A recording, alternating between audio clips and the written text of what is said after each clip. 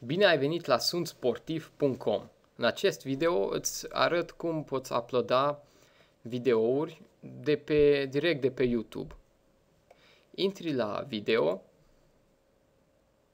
și dai adăugare fișier video. Acum nu dai click aici pe acest semn, ci mergi un pic mai jos la YouTube.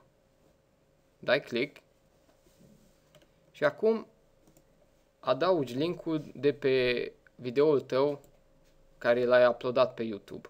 Va trebui să-ți faci un cont YouTube. Prefer să vă puneți videouri numai în care figurați și voi.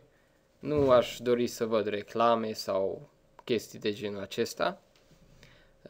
Copiezi linkul la videoul tău, click dreapta, copy și o pui aici cu paste. Apeși adăugare fișier video. Îi dai un nume. Îi dai câteva cuvinte cheie.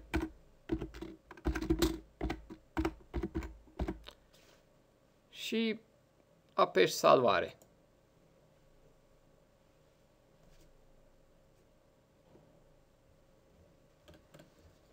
Acum videoul merge direct de pe YouTube. Puteți să-i acordați punctaj, puteți să-i dați și un coment. Sper să adăugați și videouri noi și cât mai multe poze. Puteți să-mi scrieți pe forum întrebări sau putem discuta chiar pe chat, live.